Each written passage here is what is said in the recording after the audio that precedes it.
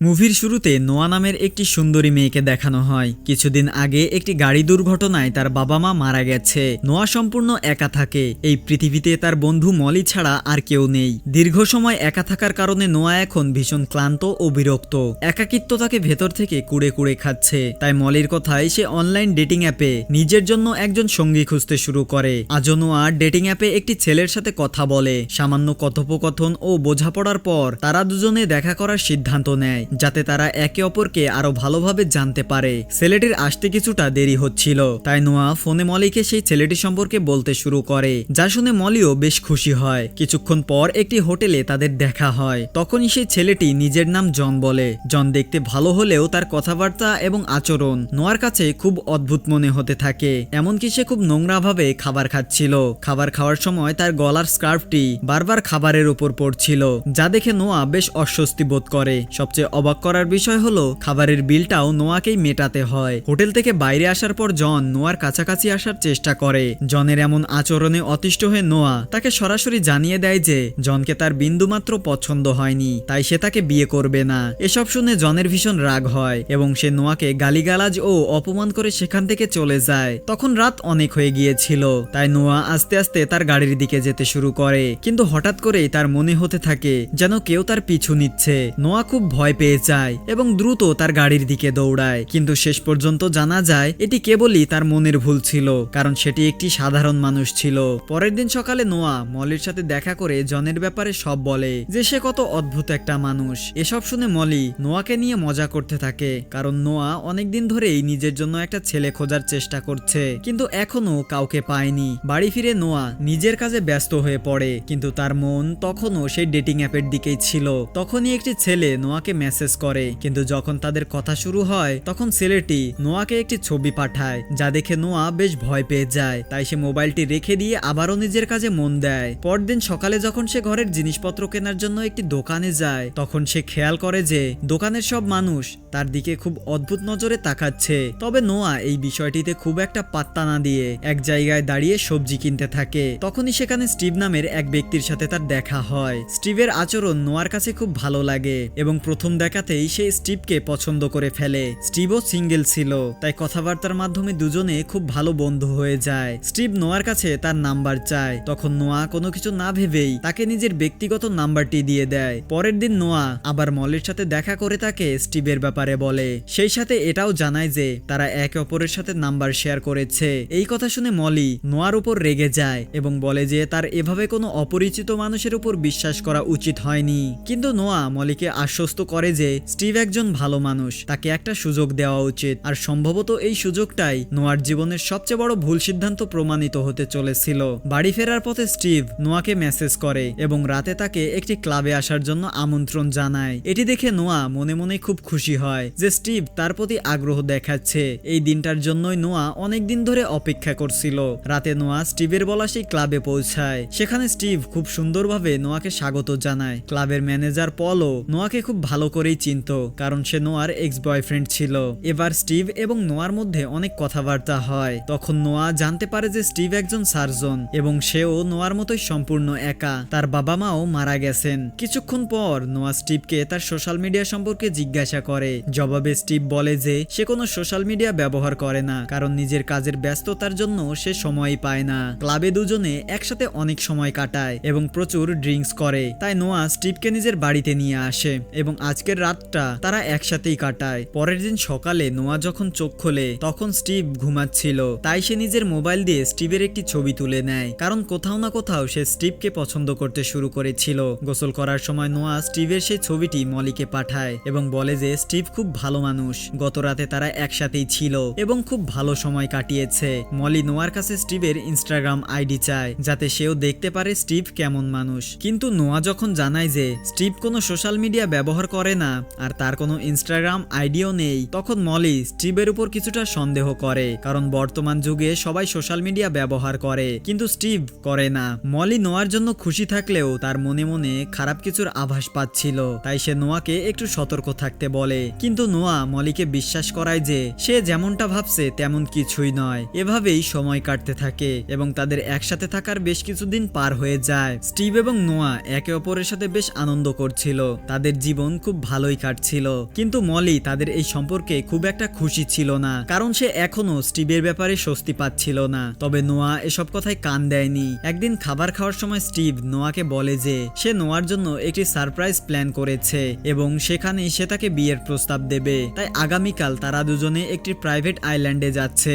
এই কথা শুনে নোয়া ভীষণ খুশি হয়ে যায়। সে এই কথা মলিকেও জানায়, কিন্তু মলি তাকে সেখানে যেতে নিষেধ করে, কারণ মলি এখনো স্টিভকে চোখেও দেখেনি আর নোয়া তার সাথে এত দূরে যাওয়ার পরিকল্পনা করে ফেলেছে। কিন্তু নোয়ার উত্তেজনা দেখে মলি তাকে আর আটকাতে পারে না। পরের দিনই নোয়া এবং স্টিভ তাদের ট্রিপের জন্য রওনা হয়। তারা শহর থেকে দূরে একটি জঙ্গলের দিকে যাচ্ছিল, তাই নোয়া পথেই মলিকে মেসেজ দিয়ে আপডেট দেওয়ার চেষ্টা করছিল, কিন্তু মেসেজগুলো সেন্ড হচ্ছিল না, কারণ সেখানে কোনো মোবাইলের নেটওয়ার্ক ছিল না। রাতে তারা স্টিভের একটি বাড়িতে থামে, যা জঙ্গলের ঠিক মাঝখানে একটি নির্জন জায়গায় তৈরি করা হয়েছে। বাড়ির ভেতরে গিয়ে নোয়া লক্ষ্য করে যে দেয়ালগুলোতে অদ্ভুত কিছু ছবি টাঙানো হয়েছে, কিন্তু নোয়া স্টিভকে সেই ছবিগুলোর ব্যাপারে কিছু জিজ্ঞেস করার আগেই স্টিভ নোয়াকে নিজের কাছে ডেকে নেয় এবং দুজনে একসাথে ড্রিঙ্কস করতে থাকে। স্টিভ জানায় যে এই ড্রিঙ্কসটি কিছু বিশেষ উপাদান দিয়ে তৈরি করা হয়েছে, তাই নোয়ার এটি খুব পছন্দ হবে। আর সত্যি নোয়ারের স্বাদ বেশ ভালো লাগে। ড্রিঙ্কস করার কিছুক্ষণের মধ্যেই নোয়ার মাথা ঘুরতে শুরু করে এবং তার চোখ বন্ধ হয়ে আসতে থাকে। হঠাৎ করেই নোয়া অজ্ঞান হয়ে মাটিতে লুটিয়ে পড়ে। আসলে স্টিভ নোয়ার ড্রিঙ্কস এর মধ্যে অজ্ঞান করার ঔষধ মিশিয়ে দিয়েছিল, অর্থাৎ এতক্ষণ যা কিছু ঘটছিল তা সবই ছিল স্টিভের পূর্ব পরিকল্পিত। মলির কথা একদম ঠিক ছিল যে নোয়ার কোনো অপরিচিত মানুষের উপর এভাবে ভরসা করা উচিত হয়নি, কিন্তু ততক্ষণে অনেক দেরি হয়ে গেছে। স্টিভ অজ্ঞান অবস্থায় নোয়ার সাথে অনৈতিক কাজ করে এবং তারপর তাকে সেই প্রাইভেট আইল্যান্ডে নিয়ে যায় যেখানে তাদের যাওয়ার কথা ছিল। দুদিন পর যখন নোয়ার চোখ খোলে তখন সামনের পরিবেশ সম্পূর্ণ আলাদা ছিল। নোয়া কিছুই বুঝতে পারছিল না যে তার সাথে কি হয়েছে এবং সে এখানে কিভাবে পৌঁছালো। সে সেখান থেকে নড়াচড়াও করতে পারছিল না, কারণ স্টিভ তাকে লোহার শিকল দিয়ে বেঁধে রেখেছিল। নোয়া স্টিভকে কাঁদো কাঁদো গলায় জিজ্ঞাসা করে যে সে কেন তার সাথে এমন করছে। তখন স্টিভ উত্তর দেয়, কারণ নোয়া নিজেই তাকে এটা করার সুযোগ দিয়েছে। নোয়া বিনা কারণেই একজন অপরিচিত মানুষের উপর বিশ্বাস করেছিল, যা তার করা উচিত হয়নি। কিন্তু এখন এখানে তার চিৎকার শোনার মতো কেউ ছিল না। নোয়া কেঁদে কেঁদে স্টিভের কাছে ভিক্ষা চায় যেন সে তাকে এখান থেকে ছেড়ে দেয়, কিন্তু স্টিভ নোয়ার একটি কথাও শোনে না এবং আবারও নোয়ার কাছাকাছি আসতে শুরু করে। কিছুক্ষণ পর স্টিভ নিজেই নোয়াকে আসল সত্যটা জানিয়ে দেয় যে সে একজন মানুষের মাংস বিক্রেতা। স্টিভ বলে, আমি তোমাকে একেবারে মেরে ফেলবো না, বরং তোমার শরীরের আলাদা আলাদা অংশ কেটে এই দ্বীপের ধনী মানুষদের কাছে বিক্রি করব। যতক্ষণ না তোমার শরীরের বেশিরভাগ অংশ শেষ হয়ে যাচ্ছে ততক্ষণ এটা চলতে থাকবে। পাশাপাশি আমি তোমার সাথে জোরপূর্বক সেই কাজও করব যা আমাকে আনন্দ দেয়। একথা শুনে নোয়ার পায়ের তলার মাটি সরে যায়। সে নিয়ন্ত্রণ হারিয়ে স্টিভের উপর হামলা করার চেষ্টা করে, কিন্তু বন্দী থাকার কারণে সে বেশি কিছু করতে পারে না। এদিকে মলি নোয়ার জন্য ভীষণ চিন্তিত হয়ে পড়ছিল, কারণ অনেকদিন ধরে নোয়া তাকে কোনো মেসেজ করেনি। তখনই স্টিভ নোয়ার মোবাইল থেকে নিজেই নোয়া সেজে মলিকে মেসেজ করে এবং ইন্টারনেট থেকে একটি সাধারণ ছবি ডাউনলোড করে তাকে পাঠিয়ে দেয়, যাতে মলির মনে কোনো সন্দেহ না হয়। ছবিটি দেখে মলি কিছুটা স্বস্তি পায়, এই ভেবে যে নোয়া এবং স্টিভ হয়তো বেশ ভালো সময় কাটাচ্ছে। এদিকে স্টিভ সেখান থেকে চলে যাওয়া মাত্রই নোয়া জোরে জোরে সাহায্যের জন্য চিৎকার করতে থাকে। তখনই সে জানতে পারে যে তার পাশের রুমেও একটি মেয়ে বন্দী আছে, যাকে স্টিভ নোয়ার মতোই এখানে আটকে রেখেছে।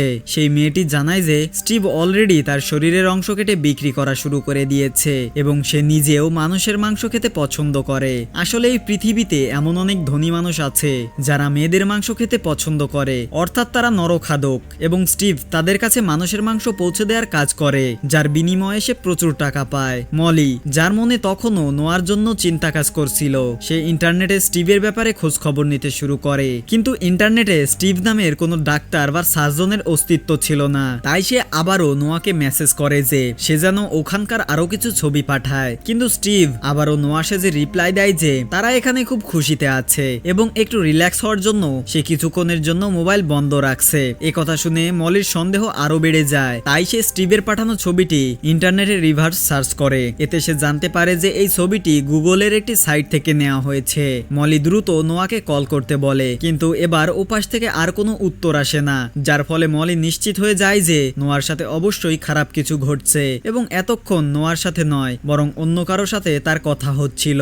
এদিকে স্টিভ বাকি মেয়েদের শরীরের অংশ কেটে কেটে প্যাক করছিল, সেই সাথে তাদের পোশাক এবং অন্যান্য জিনিসপত্র আলাদা করে রাখছিল, যাতে যারা তাদের মাংস খাবে তারা সেই জিনিসগুলো গন্ধ শুকে বিকৃত আনন্দ পেতে পারে। এরপর সে অর্ডারগুলো ডেলিভারি দেওয়ার জন্য পাঠিয়ে দেয়। পরদিন সকালে স্টিভ নোয়ার কাছে যায়। তখন নোয়া স্টিভকে বলে যে সে গোসল করতে চায়। স্টিভ প্রথমে তাকে ওয়াশরুমে নিয়ে যেতে রাজি হয় না, কিন্তু নোয়া বারবার অনুরোধ করায় সে তার শিকল খুলে তাকে ওয়াশরুমের দিকে নিয়ে যেতে থাকে। যাওয়ার পথে নোয়া ওখান থেকে পালানোর রাস্তা খুঁজতে থাকে এবং সুযোগ পেয়েই সে স্টিভের উপর আচমকা হামলা করে পালানোর চেষ্টা করে, কিন্তু স্টিভ আবারও নোয়ার উপর চড়াও হয় এবং তাকে মারধর করে অজ্ঞান করে দেয়। এখানে আমরা জানতে পারি যে যেসব মেয়েরা স্টিভকে বেশি বিরক্ত বা অতিষ্ঠ করে, স্টিভ আগেই তাদেরকে নিজের শিকার বানায়, যেমনটা এখন নোয়া করছিল। এরপর স্টিভ নোয়াকে একটি রুমে নিয়ে যায় এবং তাকে উপর করে শুইয়ে তার পিঠের দিকের অংশটি কাটতে শুরু করে। নোয়া তখন অজ্ঞান ছিল, কিন্তু অবচেতন মনে সে অনুভব করতে পারছিল যে স্টিভ তার সাথে ভয়ঙ্কর কিছু করছে। এদিকে মলি নোয়ার খোঁজ নেওয়ার জন্য সেই ক্লাবে যায় যেখানে স্টিভ এবং নোয়া প্রথমবার দেখা করেছিল।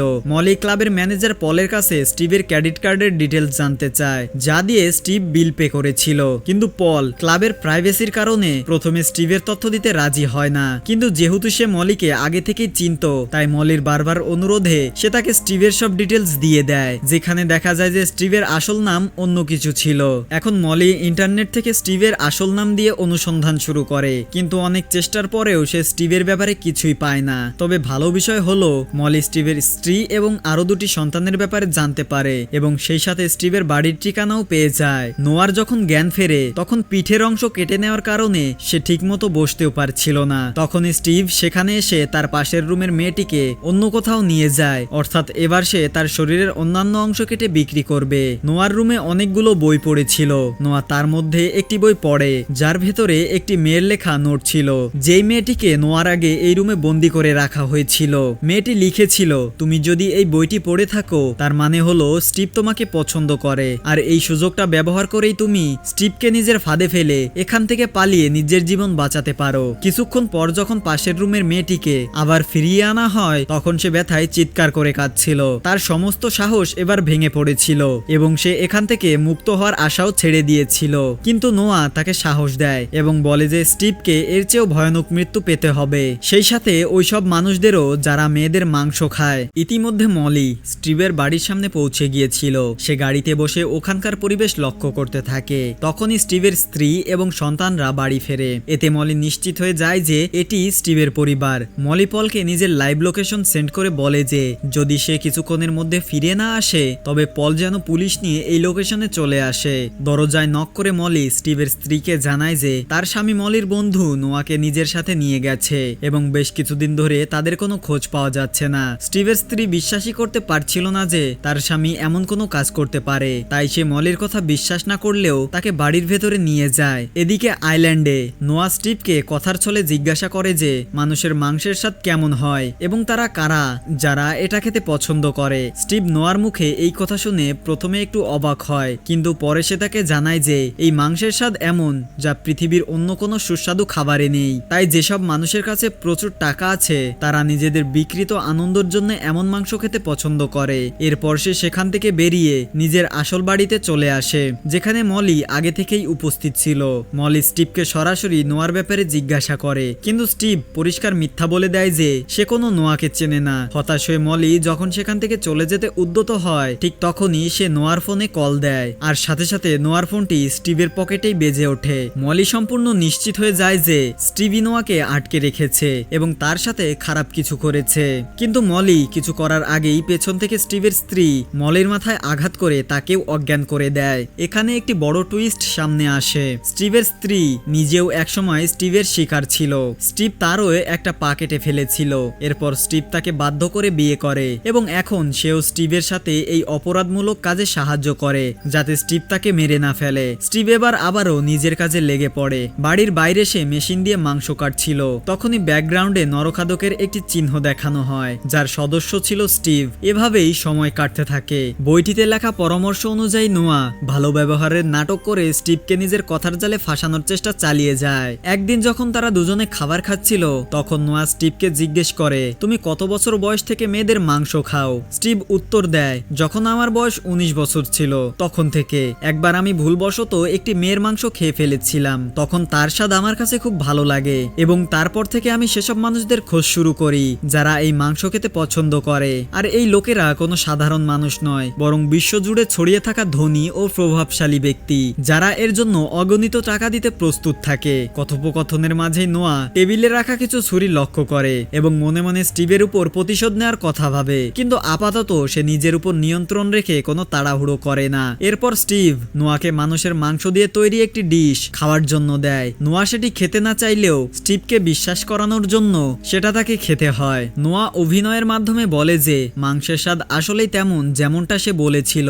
রুমে আসার পর নোয়া মারাত্মকভাবে বমি করে, কারণ সে এইমাত্রই তার মতোই একটি মেয়ের মাংস খেয়েছে যা সে মোটেও সহ্য করতে পারছিল না। পরদিন স্টিভ আবারও নোয়ার কাছে আসে এবং তাকে কিছু সুন্দর পোশাক দিয়ে তৈরি হতে বলে, কারণ আজ রাতে তারা আবার একসাথে ডিনার করবে। নোয়াও এটা চাচ্ছিল, কারণ সে এই সুযোগটাই খুঁজছিল এখান থেকে পালানোর জন্য। নোয়া স্টিভের সামনে একটি নকল হাসি দেয় এবং তৈরি হয়ে স্টিভের কাছে চলে যায়। তারা দুজনেই সেই মেয়েটির মাংস খাচ্ছিল যে নোয়ার পাশের রুমে বন্দী ছিল। খাবার শেষ করে স্টিভ নোয়াকে অনেক মেয়ের আলাদা আলাদা বক্স দেখায় যেখানে সে তাদের জিনিসপত্র এবং ছবি জমিয়ে রেখেছিল, কারণ মাংসের পাশাপাশি ক্রেতারা মেয়েদের ব্যক্তিগত জিনিসপত্রও ডিমান্ড করে যাতে তারা বিকৃত সুখ পায়। নোয়া স্টিভকে জিজ্ঞেস করে আমার জিনিসপত্র আর জামা কাপড় কোথায়। জবাবে স্টিভ বলে আপাতত সেগুলো এখানে নেই, কারণ আমি তোমাকে এখনই মারতে চাই না, বরং তোমার থেকে আরো সুবিধা নিতে চাই। তখনই নোয়ার নজর মলির কাভারের ওপর পড়ে। এটা দেখা মাত্রই নোয়া বুঝে যায় যে স্টিভ মলিকেও নিজের শিকার বানিয়েছে। নোয়া ভেতর থেকে ভেঙে পড়ে, কিন্তু এই মুহূর্তে তার কিছুই করার ছিল না। এরপর তারা দুজনে ডান্স করে এবং তারপর ঘুমানোর জন্য স্টিভের রুমে চলে যায়। এবার স্টিভ যেমনই নোয়ার কাছাকাছি আসতে যায়, নোয়া সুযোগ বুঝে স্টিভের ঘাড়ে কামড়ে দেয়। স্টিভ যন্ত্রণায় চিৎকার করতে থাকে। তখনই নোয়া চাবি ছিনিয়ে নিয়ে নিজেকে মুক্ত করে এবং দ্রুত মলির দিকে ছুটে যায় তাকে বাঁচানোর জন্য। স্টিভ মলিকে বেঁধে রেখেছিল, তাই নোয়া দ্রুত মলির তালা খুলে দিয়ে সেই মেয়েটির কাছে যায় যে পাশের রুমে ছিল। সেই মেয়েটির পা কাটা ছিল, তবুও নোয়া এবং মলি কোনো মতে তাকে কাঁধের উপর ভর দিয়ে সেখান থেকে বের করার চেষ্টা করে। ইতিমধ্যে স্টিভও সেখানে চলে আসে। ততক্ষণে তার অবস্থা খারাপ হয়ে গিয়েছিল, কিন্তু তাও সে তাদের আটকানোর চেষ্টা করে। তবে এবার তিন মেয়ে একসাথে স্টিভের উপর ঝাঁপিয়ে পড়ে এবং তাকে খুব মারধর করে। স্টিভ প্রতিশোধ নেওয়ার জন্য নোয়াকে চেপে ধরে, কিন্তু পেছন থেকে মলি একটি হাতুড়ি দিয়ে স্টিভের মাথায় সজোরে আঘাত করে। এতে স্টিভ সেখানেই অজ্ঞান হয়ে পড়ে যায়। এবার এই তিন মেয়ে একে অপরকে সাহায্য করে বাড়ির বাইরে চলে আসে। ততক্ষণে পল মলির লোকেশন ট্র্যাক করে সেখানে পৌঁছে গিয়েছিল, কিন্তু তখনই স্টিভ হাতে বন্দুক নিয়ে সেখানে হাজির হয়। তা দেখে তিনজনেই একটি গাছের আড়ালে লুকিয়ে পড়ে। এরই মধ্যেই স্টিভের স্ত্রীও বাড়ি ফিরে আসে। সেখানে চারদিকে রক্ত পড়ে থাকতে দেখে সে বুঝে যায় যে মেয়েরা পালিয়ে গেছে। এদিকে স্টিভ নোয়াকে দেখে ফেলেছিল, কিন্তু সে নোয়ার উপর গুলি চালানোর আগেই পেছন থেকে মলি স্টিভের উপর হামলা করে তাকে মাটিতে ফেলে দেয় এবং তিন মেয়ে আবারও তাকে নির্মমভাবে পেটাতে শুরু করে। নোয়া স্টিভের হাত থেকে বন্দুকটি ছিনিয়ে নেয় এবং তাকে গুলি করে দেয়, যার ফলে স্টিভ সেখানেই মারা যায়। এবার তিন মেয়ে তাদের মনের ভয়কে চিরতরে শেষ করে দিয়েছিল।